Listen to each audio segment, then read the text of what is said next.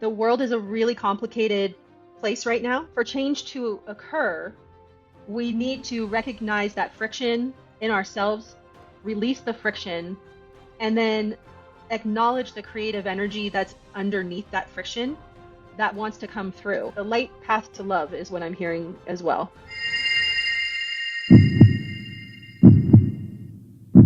Welcome to the Heart Path. Today, I'm bringing in a psychic medium, a clairvoyant, and also a channel for Pleiadians who has the gift of delivering spinal message that touches people's hearts. Well, at least she touches my heart. Welcome, Jenine Beecher. How have you been doing lately? Doing good. Thank you so much for having me, Fiona. I'm really excited to be here and chat about all psychic medium and related things that I love. So, thank you. Thank you for coming in. So, what has been activating your passion lately? What has been activating my passion lately? I've been really busy with readings lately. A lot of people are going through a lot of big shifting, and I can tell that the people I work with are wanting to show up bigger in their lives in a more authentic way, more aligned with their spiritual purpose and their voice. And I love working with people that are wanting to align themselves that way and really find their path and live their purpose. It gets me super fired up. I get very excited in readings. I can be very animated because it just fills me with joy to be able to share and help, in that reading space for people to take their next steps. So that's really been activating me lately. Yeah. So before that, have you been always doing readings in your life? What's your life before doing reading? So yeah, a little bit about me. I've been psychic since I was a kid. Remembering back to like age 3 and things happening. I started doing readings probably in my late 20s, early 30s, for people, and it was a little nerve-wracking to kind of get out there. I didn't really tell too many people about what I did before that. I always kept it really private, but I felt like there was a time where it was kind of it was my time to start to share this with others and help other people with it. So I started doing tarot readings mostly and oracle card readings and using those mediums as a way to help me get to my information. And then in my 30s, I found a psychic school in Reno, Nevada, and that helped me really understand that I am a clairvoyant first. And the Mm-hmm. program was centered around clairvoyant tools. And that changed my whole entire life. I understood so much more about myself and how had been receiving information my entire life. Gave me like structure and the ability to go deeper and just get more information. And then shortly after that program, I started doing readings professionally. So I've been doing readings for, I don't know, 11, 12 years now regularly. Hey, so family from Heart Pod. There is this little message I want to give to you. I want to build a community, a platform, a place where heart finds home and soul finds the truth. In the future, I will be dedicated to bringing more and more people to sit down and have this heartfelt conversation with me and to share this heartfelt conversation with you. And if you have been enjoying these conversations, it will mean a whole lot if you stay connected in the future and keep this channel alive. That means subscribe, like, or comment anywhere you can. I truly, truly appreciate it. Um, Mhm. yeah. So I'm in it. I'm just in it fully.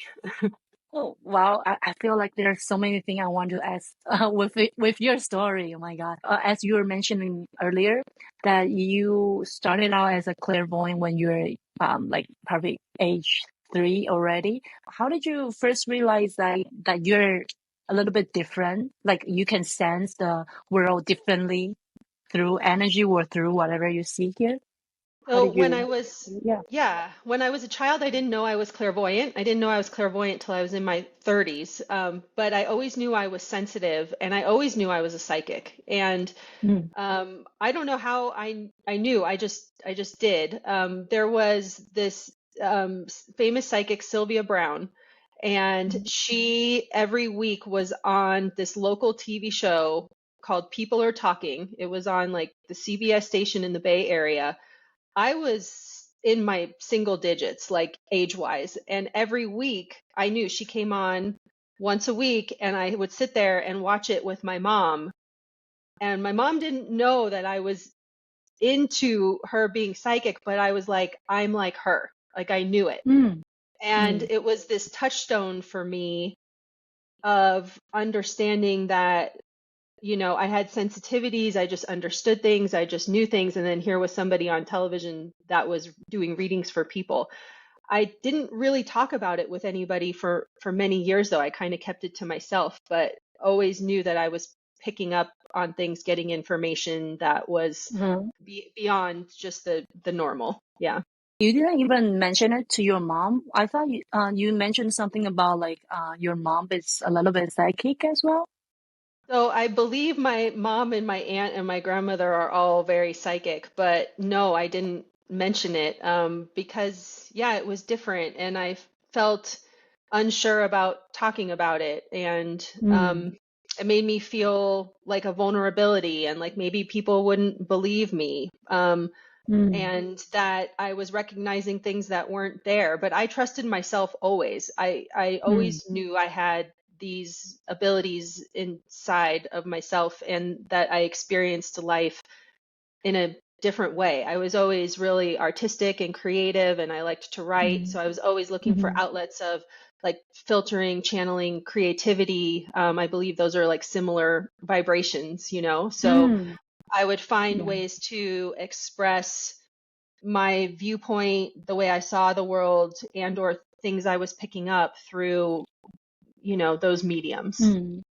Yeah. Oh, the way you grew up, like the environment that you grew up is totally different than what my friends are. Because usually from the people that I know of, they have like their families not really understand them, or no, there's no one psychic around them. But you have your family, like your mom's as a psychic, but yet you're not willing to share it.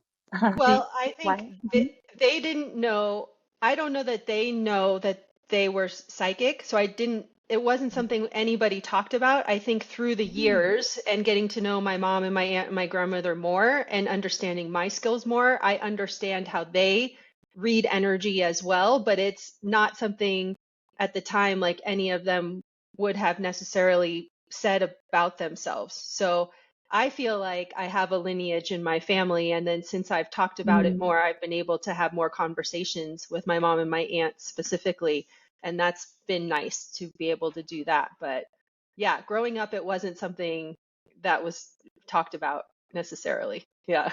Oh, interesting. So as you mentioned that you realize you're clairvoyant afterwards, what triggered you as the point that you wanted to dig deeper? Why did you wanted to look into it? To even you mentioned that you go into a school to develop or try to manage your clairvoyant skill.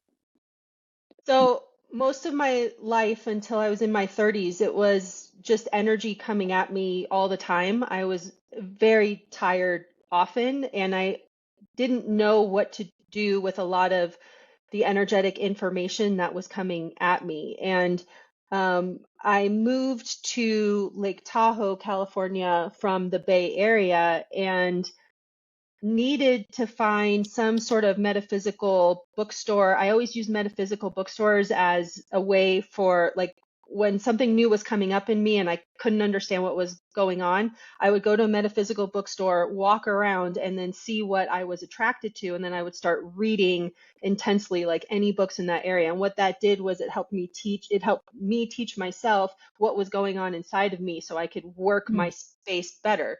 So when I moved to Lake Tahoe, I needed to find some sort of metaphysical bookstore to help like be my grounding or my safe space in case something weird energetically came up. I would know I could go to this bookstore.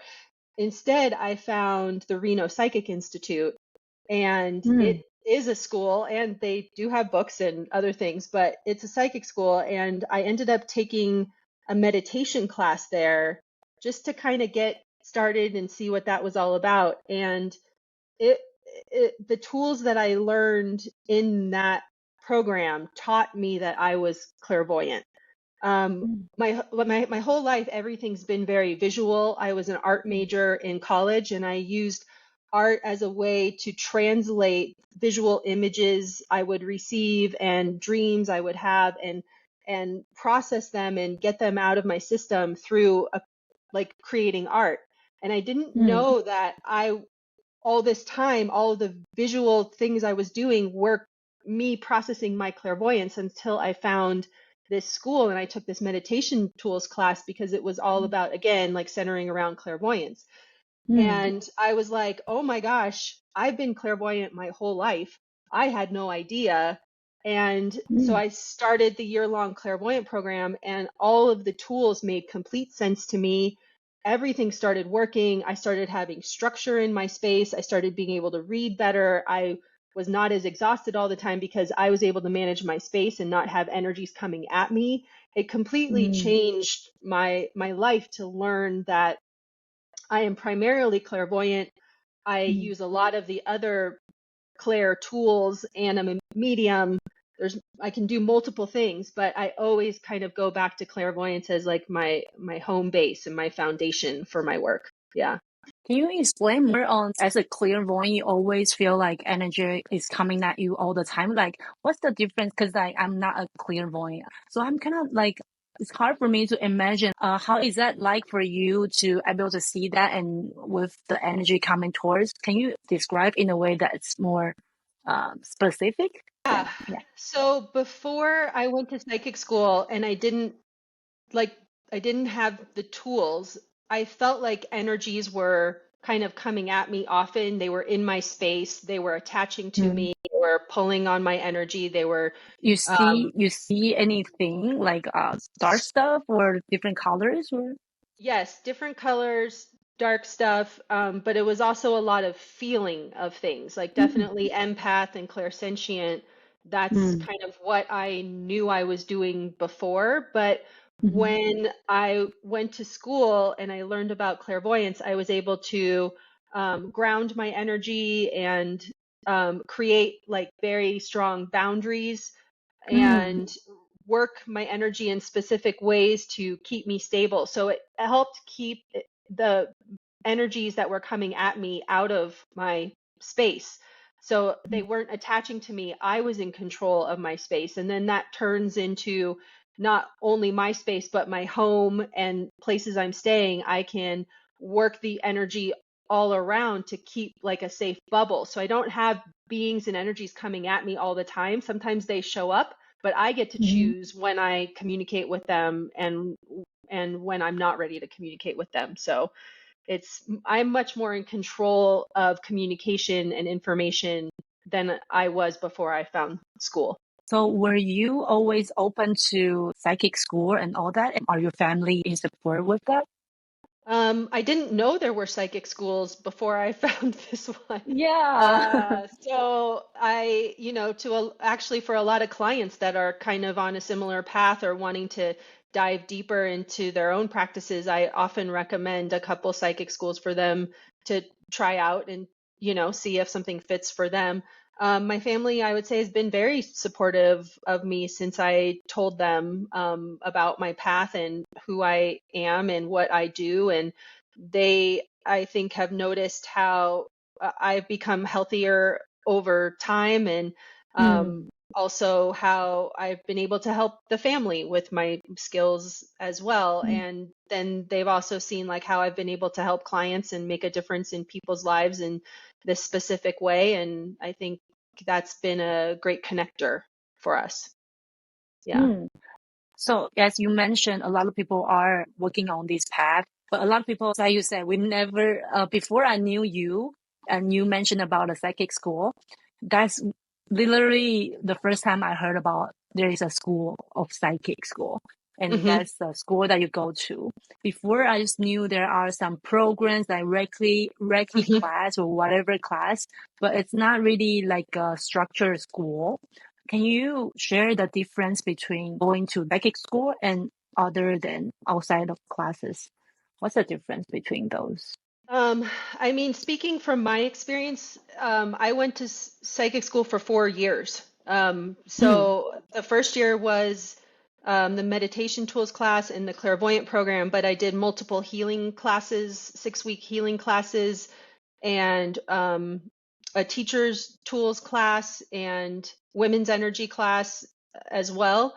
And then the last, that was all in like the first 1 to 2 years. And then years 3 and 4, I went into a trans medium program where I learned to channel like specific energies and be able to like channel beings in my body, but not using my full body, but allowing them to use my voice to mm, communicate and also do healings. And so I did that for a mm, couple years and would provide readings and healings through the class. And I've done it for clients as well since then, too. So I haven't gone to a lot of retreats. I haven't done a lot of shorter, workshops.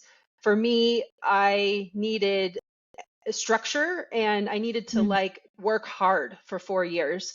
That's mm, kind of how I'm built. Like when I'm into something, I'm like, let's go, let's do this. I am all in. And psychic school was all in for me. And it was very hard because once you start to really have like really good solid tools and structure and can manage your space, that also means that you're doing a lot of healing work and a lot of processing work and um, raising your vibration and becoming lighter and bigger and brighter. But with that, you get more complicated energies that are attracted to you mm, as well. So it's like you're constantly, and this is how I view it, like I'm very um, close with my shadow side, my shadow self, my darker self.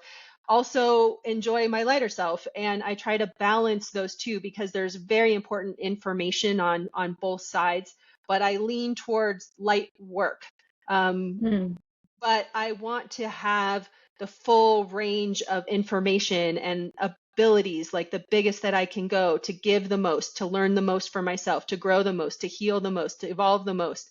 And psychic school gave me that baseline foundation and structure. But like I said, I needed to do multiple years of work to really learn how to use the tools, validate myself, have clarity, have certainty, so that I could take all of my work and know that when I'm working with a client that I'm going to be mm, 50 like next week. I'm bringing like 40 years of work, 40 years of study, 20 years of personal study, and then 10 plus years of additional study and personal practice every day. Like that's what I'm bringing mm. to every reading, to every client.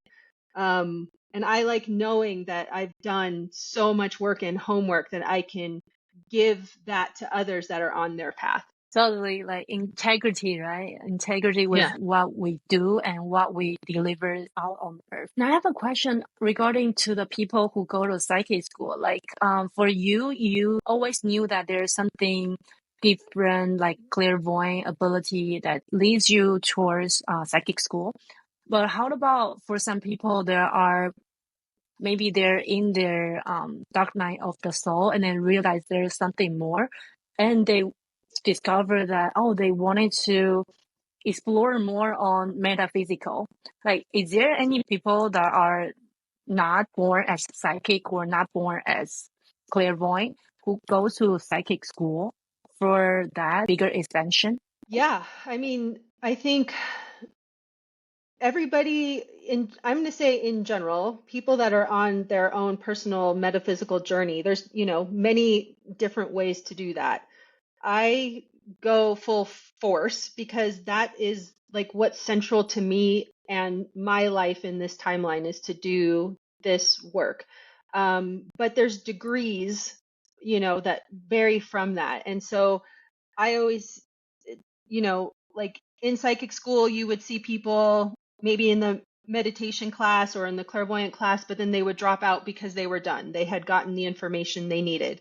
When I'm working with clients or like talking to somebody about where they are on their journey, I relate to where they're at specifically and what their larger goal is. Not everybody's suited to do deep dives into your psyche and spirit and talk to aliens and stuff. Not everybody's suited to that. Mm, I am, but not everybody. So it's about mm, like knowing where you're at, where you want to go initially, and then finding, like you were saying, the workshop or the retreat that like aligns with, that feels like it's in alignment with that path. And then I always say too, like I had mentioned before, you know, if you're just exploring, just to find that metaphysical bookstore and see what you're mm, attracted to, or if oracle cards are calling you or their tarot's calling you, like just get them and start playing with them and see what comes out, because it's all like one step at a time process, and then you see by trying trial and error which direction, you know, the path of will eventually take you. So yeah, I kind of mm. try to like think about it in terms of the person, where they're at and where they want to go, and relate it to them, not to my personal journey. Yeah. Because I've never been to psychic school, it's kind of hard for me to imagine compared to smaller program. But for you, you've been to a deep foundation 4-year psychic school, but you never really go into the shorter program. So I'm trying to find a bridge for people to bring that together, especially a lot of us, we take a lot of online class or spiritual class just to try to develop our ability. But it's not really a solid foundation in a way that I was described. So it's kind of hard for me to imagine what is the solid foundation like. Can you describe more on your solid foundation? Yeah, so for me, it was about learning how to create a grounding cord, learning about the chakra system, learning about my aura, how to manage that, learning how to Mm, run various energies through my body to allow me to be grounded to this planet, but also connected to the cosmos at the same time. mm, That's the basic foundation that I start any meditation with. That, and along with a reading screen for my clairvoyance. mm, And beyond that, school is about um, doing readings constantly, working with other clairvoyant students, reading them reading you, learning how to match others in a reading so that you're all reading from the same vibration and reading a specific person in an alignment. It's about practicing new skills, new tools, and doing them over and over and over until you have certainty about what you're doing. Um, mm, so it's, for me, like, um, workshops, I think, are, for me, are great if there's like one topic and you're going super hard into one topic for 3 days. But if mm, it's more of like more general, um, you know, that's not really a match for like adding to my toolbox. But mm, sometimes you just need to vibe with people that are like you, which is important mm. too. And so, you Yes. know, I have gone to workshops where it's just like, I just want to be in a similar vibration with people like me and be in that space for a little while, so I'm not always doing this by myself, and be in community. So I Mm. think, yeah, those are kind of how I utilize some of the different avenues of learning. Yeah, the community is actually so important, especially when we are on this spiritual path as well. But without like sharing too much, can you share a little bit more on like what's the people like in psychic school? Like what are they usually? They're born I mean, psychic or? I think the people in psychic school are, it's just like us, honestly. You know, it's just Oh, like us, really? but yeah, but we're there to learn, develop tools and learn more about ourselves and be able to manage our Mm-hmm. space. And it was people from all walks of life, you know, Mm. doctors, entrepreneurs, Oh. it's just like any type of person you could think of. And they were people that I normally maybe wouldn't have connected with in real life because our normal lives were very different, but in psychic school, it was like, I remember reading this one friend who, male friend, and we would read each other regularly. And both of us had partners, but we did some readings together and we knew we had been married in a past life. Like we absolutely knew that. And it was because Wow. we read really well together. It was super easy. Our communication was always really good. And I think one day one of us had read, I feel like it was maybe me, that I read that we had been married, and then he validated that and he was like, I was seeing that too. But it was such a way to just relate to somebody. You know, we were never interested in each other at all. We were always just friends. But to have and to acknowledge that in a past life we had had this connection, even though it wasn't for this lifetime, which was fine, I think like made you feel like you had a buddy in class and somebody you could trust. And whenever we were going through hard things, we would read each other to help each other with particular topics we were working on. And that was just really special. And I had another friend in that class. We started the meditation tools class together, and our ages were very different. She's older than me, but whenever we would read, our energy would match so well that when we were reading somebody, we would see the same pictures. And we could read each other's pictures. Like I could read what she was seeing on her screen. She could read what I was seeing on my screen, and it was amazing to match with somebody like that and have that experience. So yeah, so cool, really cool. Well, wow, that's so cool. But you are sharing a lot about like how you are matching with other people's image and the information. Do you ever have the experience of reading someone or having your classmate to read you, but you are receiving different information? How do you verify whether that person's reading the wrong one or you are reading the right or wrong one? So um and I think that's the one of the great benefits of being in psychic school is that you get all of this practice to figure out topics just like what you mentioned. When you're reading with somebody, if they see something different, then you, that's totally fine. They're seeing it from their perspective and their information and what they're able to view. Every reader is able to view different things. So you, after a while, you just start to really trust in yourself and validate yourself and have certainty in yourself that what you're reading is truth also, because there can be a lot of information that comes out for when you're doing a reading for one person. So over time, you just start to trust yourself more and more and have certainty that, yes, what I'm seeing, there is truth here and there's a reason why I'm communicating this. But once you communicate it, it's out of your hands. You're just the messenger.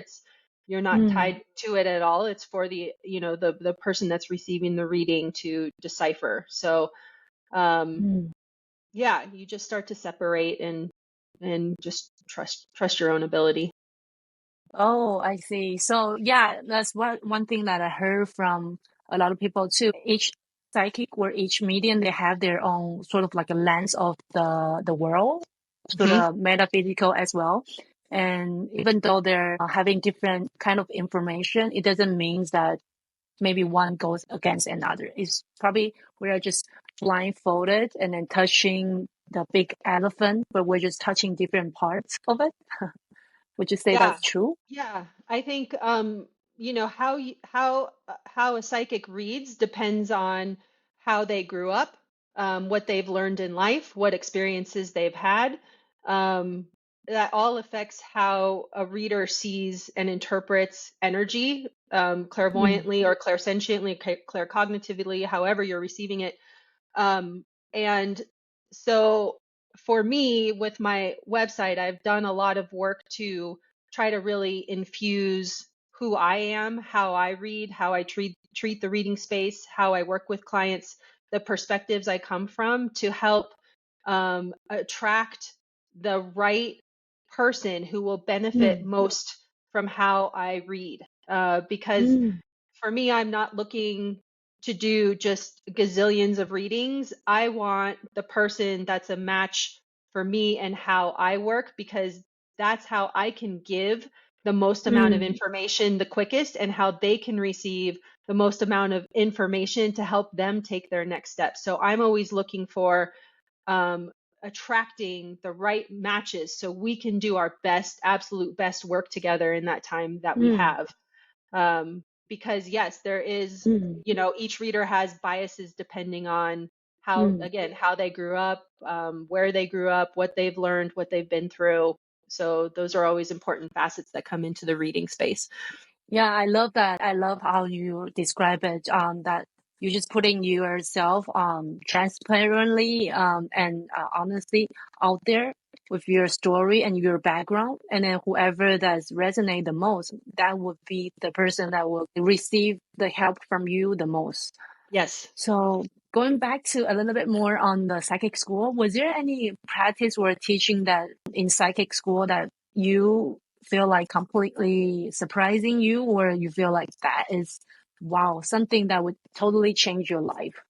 Yeah. When I got, so what we call a reading screen. So Mm, when so I do all of my grounding and protection tools, and then I bring up a reading screen, which is out in front of me and is utilized from the center of my head, my sixth chakra, like, mm, and I can see it gave me a like a TV screen in order to mm. view what was going on around me. And before I had that, I Wow. was just feeling and experiencing. But as soon as I got my reading screen, I was like, oh, there's a being over there, and there is a being over there right now. Oh, there's another being over there, but I can view it Interesting.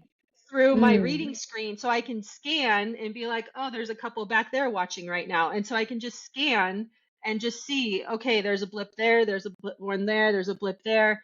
And so now, like, wherever I go, and just in life in general, most all like 24/7, even when I'm sleeping, my reading screen is on unless I really mhm. need a break or I'm super tired. Um, Ah, and so I just, that's what, that changed everything, is like having that filter, that control, and realizing that that tool is central to really how I operate. Like I said, I have other psychic tools as well, but for me, the visual is what uh-huh. makes the most sense. Yeah. Wow, the psychic screen. I never heard of it. Can you describe a little bit more? It's not like technology, right? It's something that the tool you learn. So it's like, it's kind of like this projector from your sixth chakra out, and Mm, it's a screen, like a TV screen, and I can make it mm, really wide. I can change the shape. There are different types of reading screens depending on what you want to look at. Different mm, people have different abilities in the clairvoyant space. For me, it's energetics, colors, pictures, beings. mm. That's what I gravitate towards. Um, and yeah, different planets and places and journeys like that. So that's where I go with it. Yeah. Well, that is so cool. It's not really physical. It's metaphysical in your projecting your sex chakra. Yes. Yes. Definitely. Oh, that's amazing. Do you think that kind of stuff that you can learn from your own if you never really gone to that? And how would you picture yourself to develop that? Oof. Oh, I mean, there are books, there are other workshops, Uh-huh. the information is out there. Um, Mm-hmm. if you wanted to study clairvoyance, you can literally just Google it and then just start reading stuff and figure out, what's a match for you. Like I said, not everybody, psychic school is not for everybody, but there's other ways to turn these tools on and figure out how to use them, for yourself. Yeah. Lots of Mm. resources out there for sure. Oh, I see. If you can advise people who are clairvoyant or psychic that might be struggling right now with the right path, what would you advise them? I would say start researching the different ways of being psychic. So all the different clairs, clairsentient, Mm-hmm. clairaudient, clairvoyant, claircognizant, etc. start researching those and understanding the difference between them and maybe which one makes more sense to you. And if none of them make sense, then go with whichever one is the most interesting to you, because that's probably where your skills are. And then start reading from there. If you're an empath, empaths would benefit from having grounding and structure with their aura and learning about all the clairs as well and how to receive information through those ways. I mean, I'm an empath too, and sometimes feeling all the things is overwhelming. And so I do try to shift those feelings into using one of the clair tools to help me regain my space and gain more structure and information. So yeah, or if you're interested in, chatting with aliens or deceased beings, you can look more into mediumship as well if that's an interest. And all that comes with communication in those spaces. So yeah. Because often feel like Hey, so family from HeartPod. There is this little message I want to give to you. I want to build a community, a platform, a place where heart finds home and soul finds the truth. In the future, I will be dedicated to bringing more and more people to sit down and have this heartfelt conversation with me and to share this heartfelt conversation with you. And if you have been enjoying these conversations, it will mean a whole lot if you stay connected in the future and keep this channel alive. That means subscribe, like, or comment anywhere you can. I truly, truly appreciate it. a lot of people, they're on this path where they're sensitive in a way. They already have a little bit of different clairs. Mhm. What would you advise them to? For instance, for me, I feel like I can be visual. Also, at the same time, I have this inner knowing that I can sense stuff. Mhm. But how would I know? Like, how would that kind of person know whether they can develop clairvoyant skill or they can just stick with their inner knowing? It depends on the wanting to do it. Oh, If you oh. want to learn clairvoyance and you're feeling it and you take action, you will learn it. And I don't know like to which degree you will connect with it, but you will start on the path of learning. So I feel like often people think about, energetic work and they're like, oh, people are born with it, or you either have it or you don't. Yeah. And Yeah. I'm like, no, it's a discipline. You do it every day. Like I work at this every day. I'm always studying. I'm always reading. I'm always trying to learn something new. It is not passive. It is active. And if you want to learn more, if you want to grow and evolve in these spaces and learn some of these other tools, all you need is the want and the desire and follow it up with action to make it happen. But if you don't have those things, it's not generally just going to happen to you. I mean, it could and it does for some, but generally speaking, it's like any other thing. Like I always say, some people just really like soccer. And so they try really hard and they practice at soccer every day because they want to be a professional soccer player. Like for me, doing energy work is the same. I want to be a good psychic medium. I want to give this to the world in the best ways I can. So I have to do my work and my practice to be able to get to the places that I want to do it. But none of it happens without taking action. Wow. And none of it happened without having that discipline to practice your own skill over and over. Yeah, Yeah. I feel like, as you mentioned, I heard a lot of people saying that it's like either you get it or you don't get it, or it's either you have this ability or you don't have it. And as I learning more and more on my spiritual journey, I feel like these kind of skill we can be later develop and strengthening. It's like the muscle.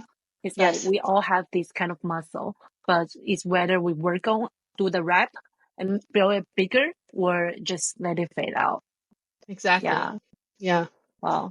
Thank you for sharing that. And I feel like people who are listening this, they feel more comfortable, like more confident on that now, because like for me, I feel like I'm a baby step. I'm a newbie in this spiritual path. I'm just start sensing a lot of sensation as well. But for people who are reaching out to me, they're even more newbie path on that, and they're asking all these questions of whether they can start opening up with this kind of skill, and they have desire to, but they feel a lot of Asian community, they are feeling desire to open that ability, but they are in a way that more afraid of develop it. They feel like Mhm. if it's not something that God give us, that we should not ask for it. So yeah, I just wanted to bring that out to attention, since maybe a lot of my audience, they're Chinese speaking Asian community as well.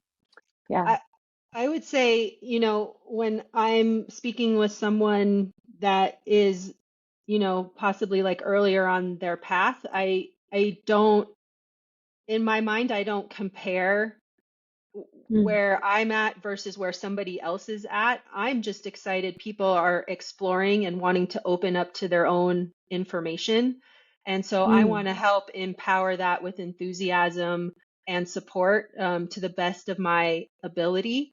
And it's all about, for me, personal discovery. And again, evolution, personal evolution. And, it can be scary when you start opening up these spaces. I think often when I'm talking to people about this topic, they're afraid of, well, if I took a class on clairvoyance, am I all of a sudden going to see like dead people everywhere? Or, like yeah. what's going to happen to me? And I always say to people that when you start to open these spaces up, just ask for enough information that'll keep you with your in walking with your next step, and don't Mhm. ask for the big breakthrough that you're afraid of that's going to be too overwhelming, and the Uh, universe will provide what your intention is.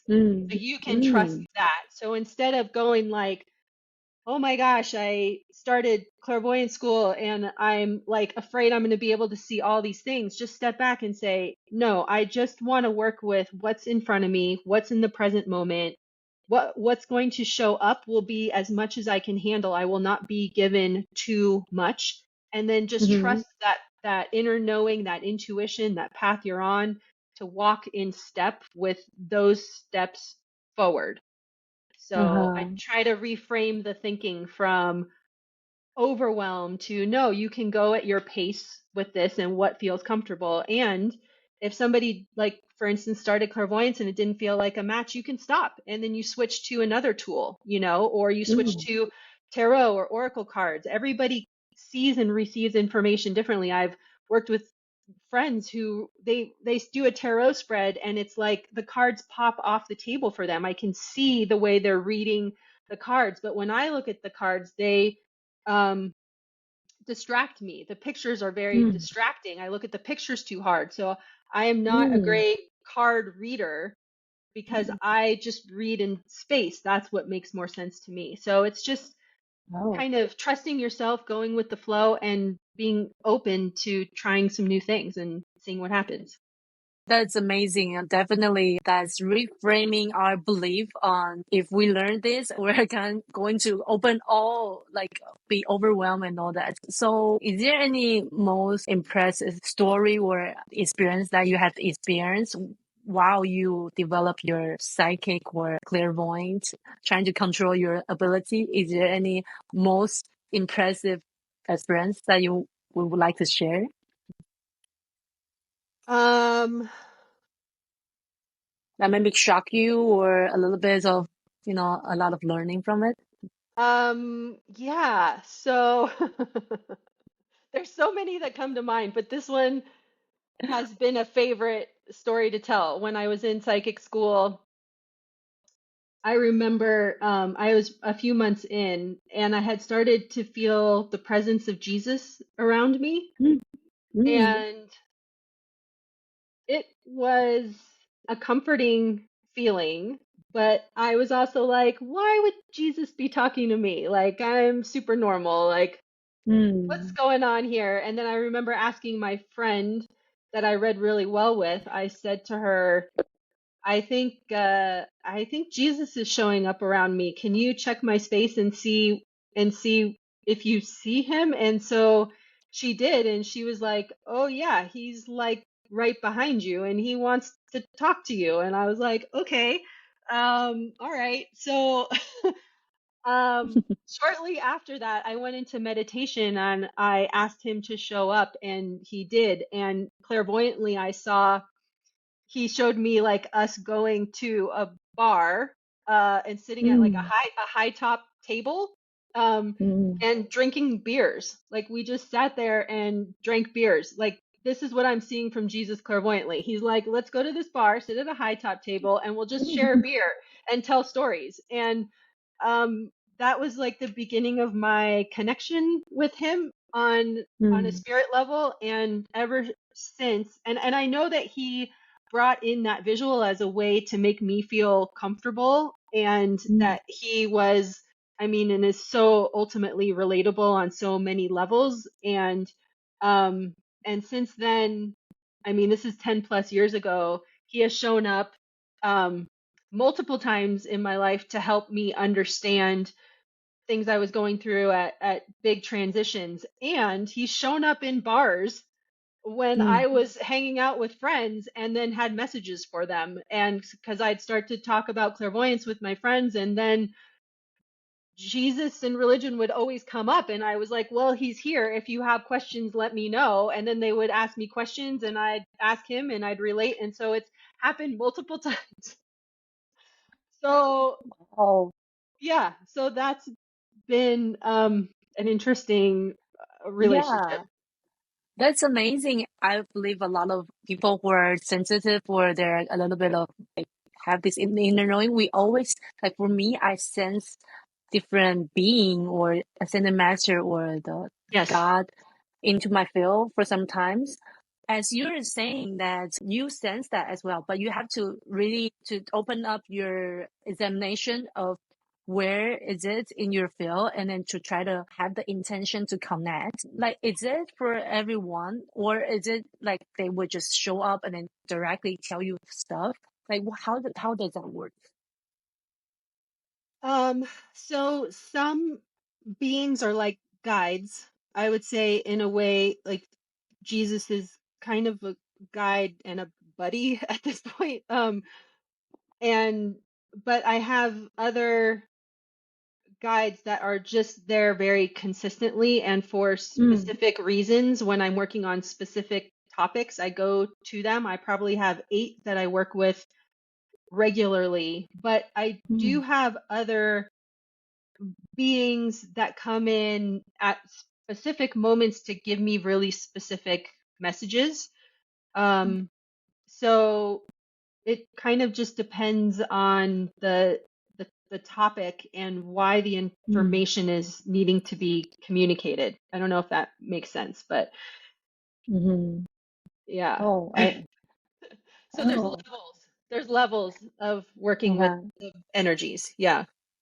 Oh, okay. So they wouldn't really like just come into your field and start talking to you and telling you to share this and that. Um, sometimes, some are coming in because they have information for me for my next steps and something I'm working on. Sometimes, like when I'm Mm, working with the Pleiadians, it's because mm, they are working through me to get their perspective across. And so I kind of mm, like have a job and work with them mm, on being a communicator for them, but they also are, I wouldn't call them guides. I'd kind of call them friends, because mm. if I need to Yeah. chat about something that's related to them, I will go to them to have those conversations. They are guiding me, but it's not the same as like my other guides that come in and are around for very specific reasons, like always. Um, Mm, so yeah, there's just like different, it's just like when you have different people in your life and you go to different people for different, like one friend might be reason. the super Mm, fun friend. Yeah, one friend might help you, you know, with I don't know, if your car's needs fixing, like you go to them for car stuff. Like that's how all of the guides are, and the ascended masters, like they show up for different reasons. Yeah. Wow, that's beautiful. I love that metaphor of you saying they're just like different friends, because oftentimes we feel like they're like far away, they're gods, so that we're kind of have this impression of afraid to connect with them or feeling a little bit distance. But sometimes I feel like just the concept that we're all one is for real, Hmm. that we're just friends where there's no superior or bureaucracy in between that. Yeah. I call it the like it's the like the universal community. That's how I think of it, Mm-hmm. is Mm, that it's like the universe, various dimensions, we're all like entangled in this energetic community, and there's times when certain beings, you have a there's a connection there, and so you need to communicate with them. But I think of clients as the same, or people that I run into that I talk to. It's like this spider web of communication, and there's a time when the filaments in the spider web line up or overlap, and that's when you need to communicate. So the beings come in when there's an overlap between where I'm at, what I'm mm, going through, what I need to communicate, and whatever information they want me to communicate. And I think of the same mm, way with clients. Like there's always divine timing of when I speak with every client. It is exactly what they need at the exact right moment, because the filaments in the spider web are overlapping each other. And so I need to show up for them at that exact moment, because it's part of the bigger community and how everything works together. So in my mind, like, yes, these guides are amazing and they have powers and abilities, and they know more than me, but I have a place too. I'm important too, and I am part of this web as well, and I play a role.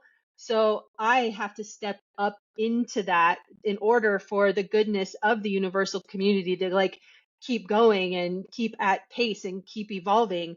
But thankfully, I have these, beings and spirits that are there to help me in this process as well.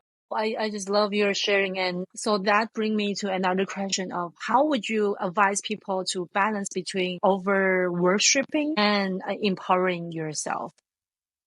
I think I was like having a conversation about this in a reading yesterday, is that when Oh, we over worship or like over define mm, a being and their ability, then it diminishes like our place in that relationship. mm, Um, they're showing up to help us, to communicate with us, to empower us. mm, And because we have a role, again, like I was saying, in the bigger picture of this, of the universal community. So mm, by, worshiping, in my mind, that's like a going into ego of, mm, like this person's better than me or knows more than me or is more advanced than me. It's not about like judging yourself against what other people know. It's about mm, being in alignment with yourself so that you can do the best work that you possibly can in the present mm, moment.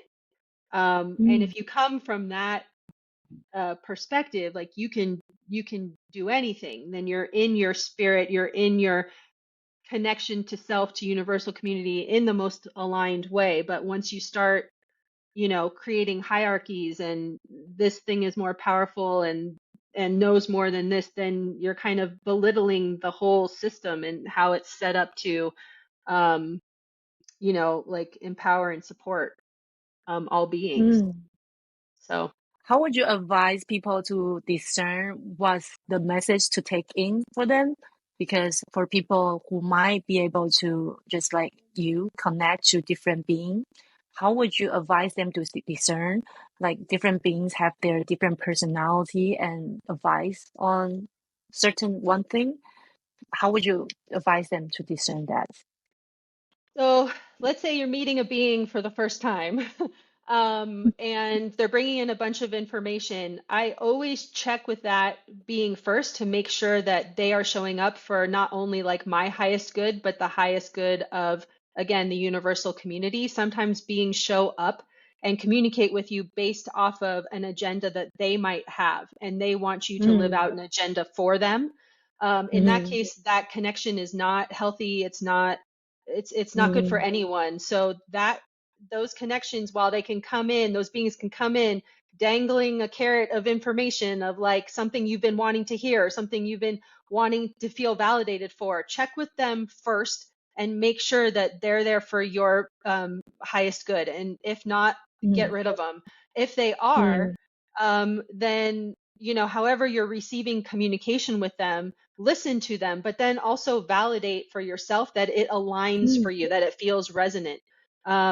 mm, Because that's how you can integrate information. If it doesn't feel resonant, then it's either not totally for you, it's not communicated in a way that makes sense to you, or you haven't quite yet gotten to the point where that makes sense for you because you mm, haven't learned the lessons that being is really trying to communicate about. And that's all okay, but you can store it in your head somewhere or in your space somewhere so that it has an opportunity to arise at another time when you might remember, oh, I remember when I talked to that being and it said blah, blah, blah. Now it's making sense what they were saying mm, because I'm having an experience that relates to what that communication was. So it's just like mm, discerning and deciphering and trusting yourself and your intuition of what feels right. And the more that you use your tools and you get um, like more clarity around them, the more you start to trust them so that you can reach mm. out to more energies and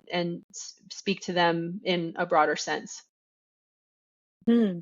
Yeah, because right now in the spiritual community, I feel like there's a lot of people start being able to channel or being able to deliver message.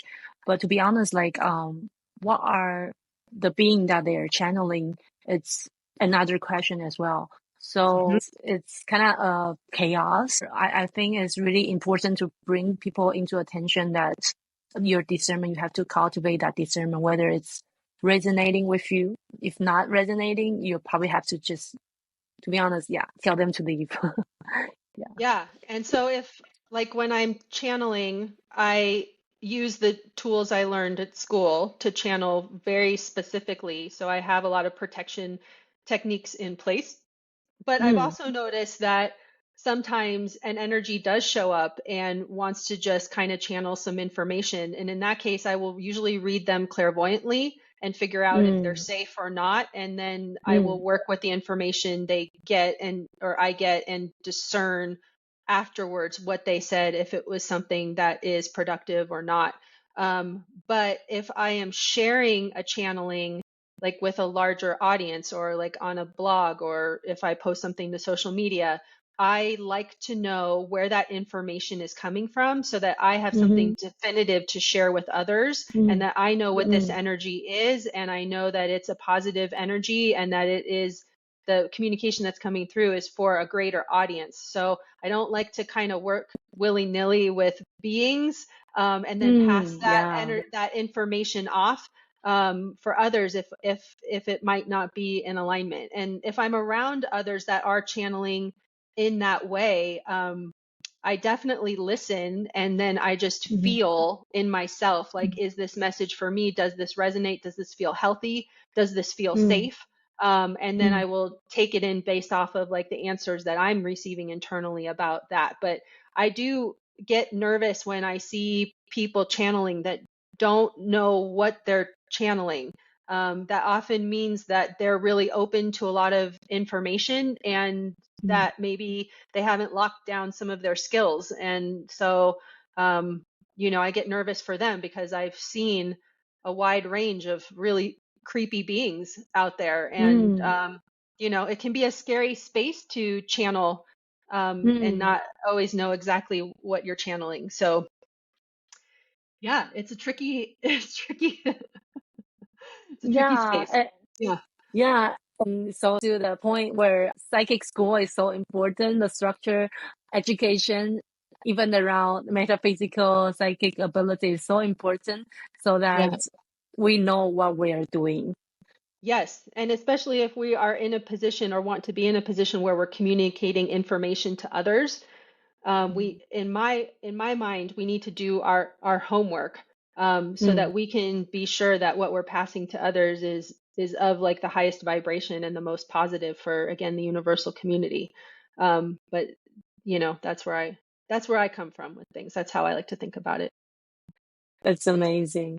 So for right now, I know that you provide psychic reading to help people to understand more on their path. And yeah, with bringing all the 20, 40 years of experience and learning, is that your major work right now? And if someone comes to you for the reading, what would you expect from it? Yeah, so doing readings is my main work now. I used to do mentorship and teach meditation, but there's a lot of great resources out there for those offerings as well. And I feel like for me, the greatest work I do is in the reading space.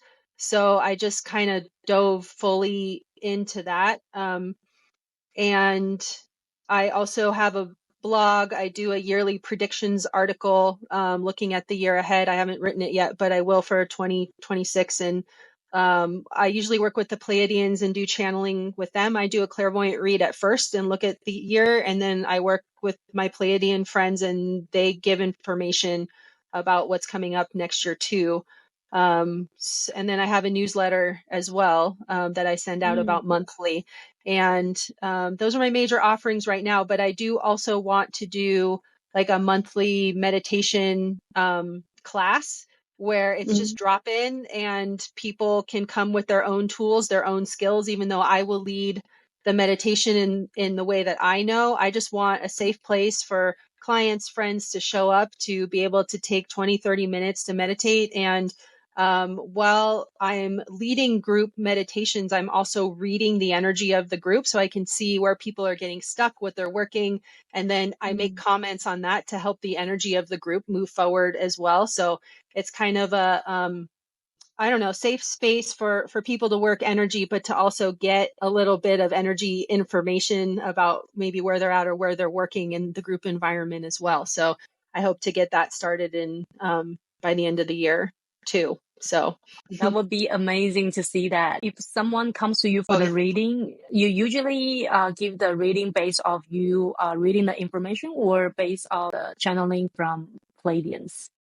So I do hour-long readings, and in those readings, I work mostly clairvoyantly. I have the client kind of give me all the info of where they're at, what's going on, so we can clear that out.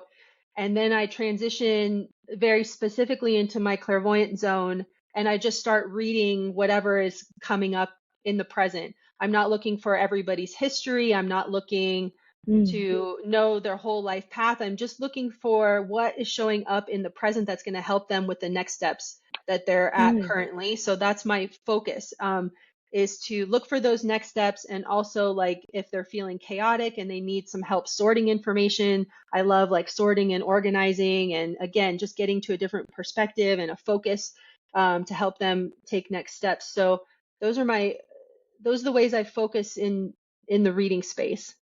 Did you have another question? I felt like maybe I missed something in there too. Because you're saying that you give the reading and you Oh, have the message as well based off from you or you from the other Pleiadians?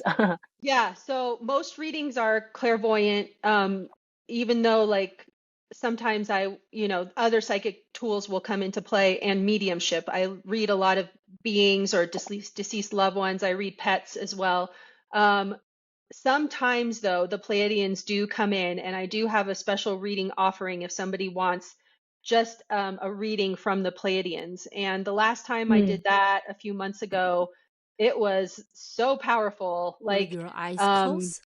I channeled, I think it was Norma, one of my I have three main Pleiadians I work with: Norma, Adora, and Marna. And I think Norma came in, and then I think all three of them eventually came in. But I had the client's energy in front of me, and the Pleiadians just took me on this great, fantastic adventure into the client's chakra system and what was being activated and how they could shift in order to like move in better alignment with where they were in their life and what was going on. I mean, the level of like energy Wow. that we worked was amazing, and I was so into it. I flippin' loved it. But that is a really high vibration reading, and I think I had done most of the reading like in the clairvoyant zone, and we just read with the Pleiadians like maybe the last 20 minutes, but the amount of energy we moved in that 20 minutes was astronomical. I mean, it's like Wow. it was really cool to watch and be part of that and to offer the client that level of information. I mean, I got when the Pleiadians like when I released them from channeling, I was just talking to the client and both of us were like, what just happened? That was amazing. How much energy did we just move? Like, what just happened here? And I was like, I don't know, but that was really fun. So, Interesting. I think they were closed.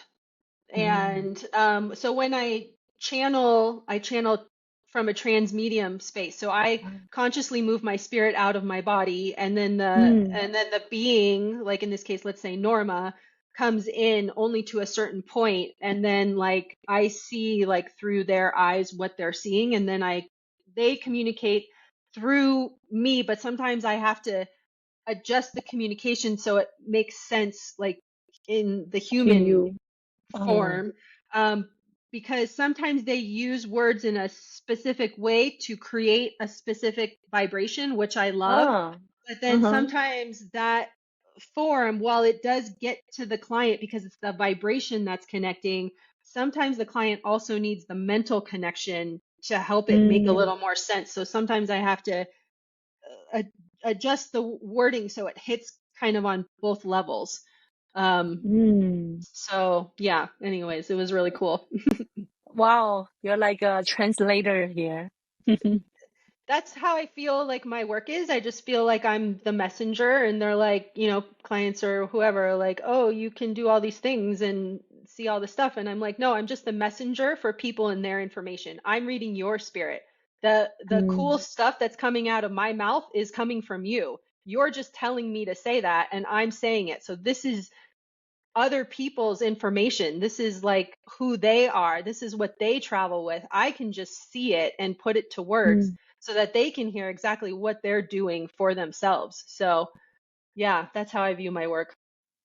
Wow, that's amazing. I usually have three questions, but before that three questions, I have this interesting idea that just came into my mind. I'm just asking you whether you're willing to open to it. Is there any message that if you feel tap into the energy that people, audience that will be viewing and seeing the record, what kind of message, if you want to deliver, what kind of message would like to share with people and whoever are listening? Mm.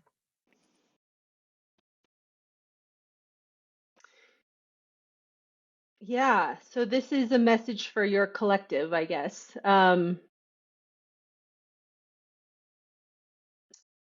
And let's see, what I'm seeing here is that the world is a really complicated place right now, and it's causing most people to feel like they're in a place of friction inside themselves.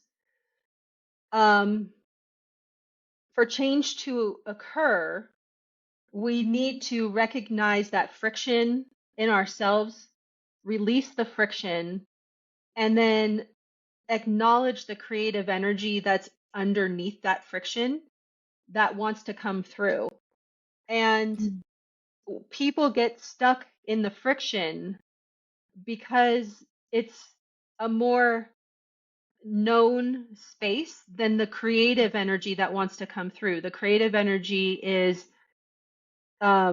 it's unknown, it's foreign, it's new, it's fresh. And for a lot of people, it feels safer to be stuck in the friction, even though they don't like to feel that friction. It feels safer.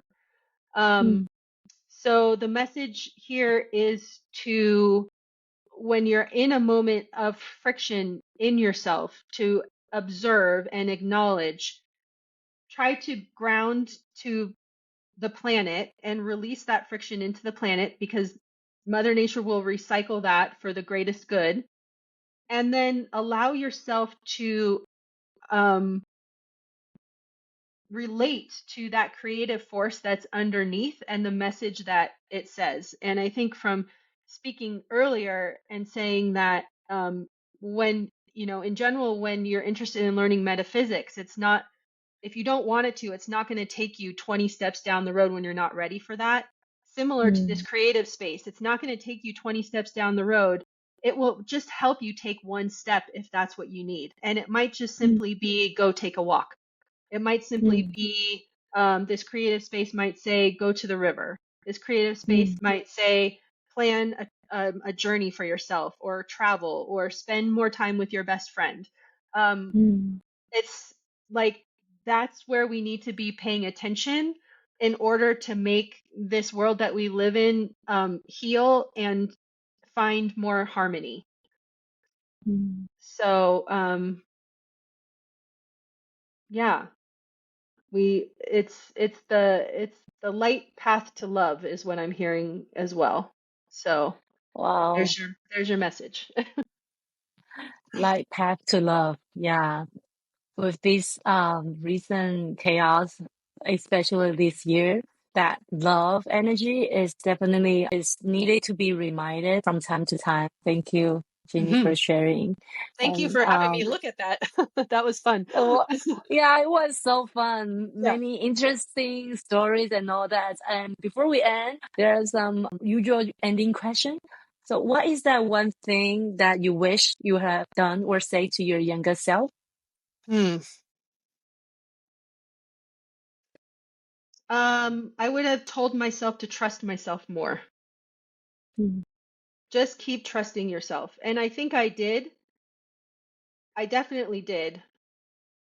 And I think so more, take it a step further, to like to have faith in myself that I would I'd figure myself out, and mm, I'd get there. I'd be okay. I would persevere. I would do all the things I needed to understand myself better. And to have the courage to be myself in a society where I'm not necessarily normal, but what I do is actually completely normal, and it's the root of mm. all of everything. Um, so yeah, that's the advice I would give myself. The trusting and empowering ourselves. Yeah, So faith. important. Yeah. Yeah. On a scale from 1 to 10, how much do you feel like you're operating from your heart right now? So I'd say in this moment, I'm probably operating at about an 8, which is Yay. good for me. I, yeah, the heart space is, and emotions are a complicated conundrum to me at times. Like I said, I go mostly clairvoyant. I'm an air sign is my sun sign. So I'm a thinker and a visual person, but the heart space has been something I've been developing, especially the last 10 plus years, and the emotional space to get more comfortable being in my emotions, regulating them, understanding them, communicating them, and to be in the heart space of like self-love, love for self and others, and um, to have an experience and share moments of vulnerability that come from that Mhm. space, and have the courage to do that, and live from that space as well, in balance with The my logic. clairvoyance and the logic. Yeah, so it's Mm. a constant shift I'm working at, but I think I'm getting better at it as well. We all Yeah. are. And and what is that one thing that you can suggest anyone to create mind and heart coherence? Mind and heart coherence.